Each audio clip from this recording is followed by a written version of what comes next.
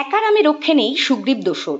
একদিকে ভারতীয় সেনার ত্রিমুখী আক্রমণে দিশেহারার দশা পাকিস্তানের, ব্যর্থতার জ্বালা মেটাতে আপাতত ভারত অধিকৃত কাশ্মীরের সীমান্তবর্তী এলাকায় লাগাতার গুলি চালিয়ে অস্তিত্ব রক্ষা করছে সে দেশের সেনা। কিন্তু তার মধ্যেই গোদের ওপর বিষ ফোঁড়ার মতো দেখা দিয়েছে পুরনো এক ঘরের শত্রুর নাম বালুচ আর্মি। পোশাকি নাম বালুচিস্তান লিবারেশন আর্মি। গত কয়েক দশক ধরেই পাকিস্তানের দখলদারি থেকে বেরিয়ে নিজেদের আত্মনিয়ন্ত্রণের অধিকার আদায়ের চেষ্টা করে চলেছে এই অপেক্ষাকৃত শক্তিকামী ভূখণ্ড।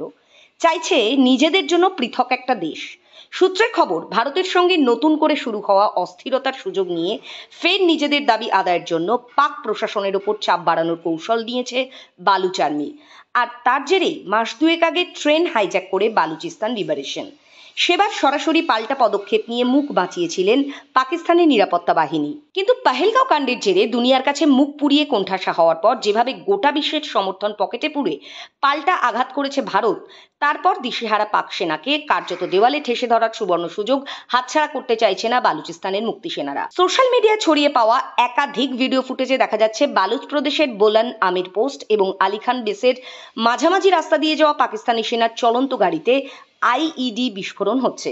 সূত্রের খবর, বিস্ফোরণের জেরে সেনাবাহিনীর গাড়িতে থাকা পাক সেনাদের দেহ ছিন্ন বিচ্ছিন্ন হয়ে গিয়েছে। সূত্রের আরও দাবি, বালুচ আর্মির এই আইইডি হামলায় মৃত 12 জন পাক সেনাকর্মীর মধ্যে ছিলেন কমান্ডার তারিক ইমরান। এছাড়াও আরও 5 জন মেজর পদের অফিসারেরও এই আচমকা আক্রমণে মৃত্যুর খবর পাওয়া গিয়েছে।